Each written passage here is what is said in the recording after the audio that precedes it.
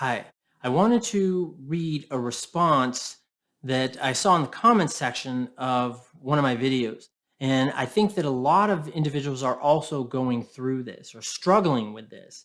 And I think that it really resonates with a lot of folks. So I thought it would be a benefit that I would read it to you, then discuss it a little bit. Hopefully it'll build some insight and understanding for you.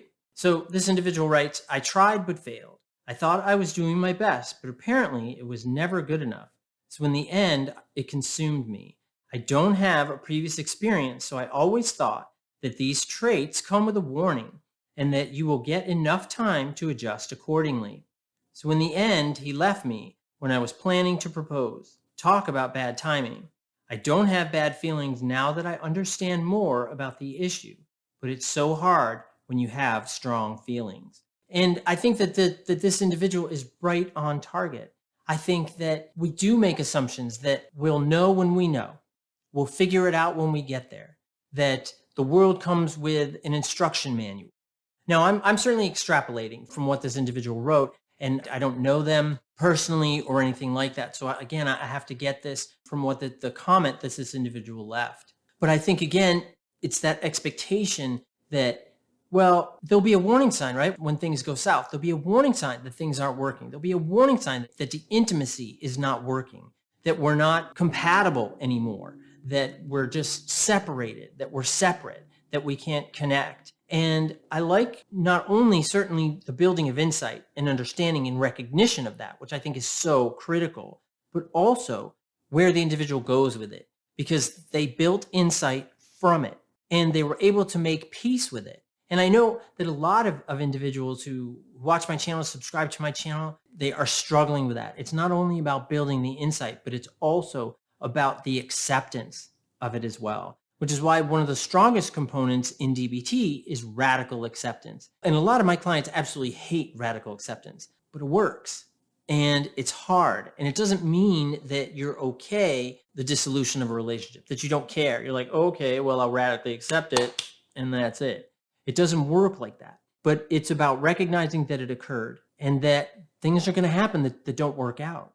And we have to radically accept the negative things that happen to us. Doesn't mean they don't hurt. And it doesn't mean they don't leave scars. And it doesn't mean there aren't things we have to work on, because we do.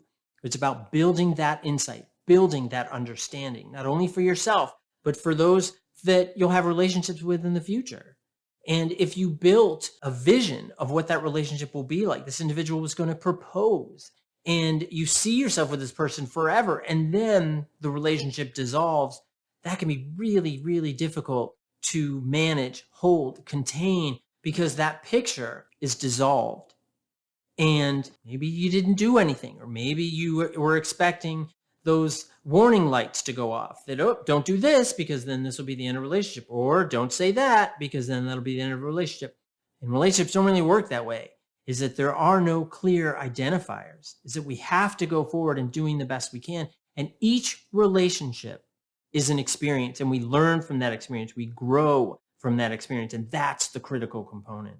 That's what this individual did. They used it to build insight. They used it to build this radical acceptance. There was a learning experience for them that they can take that information and go forward. And that's what's important for all of us to do in our relationships.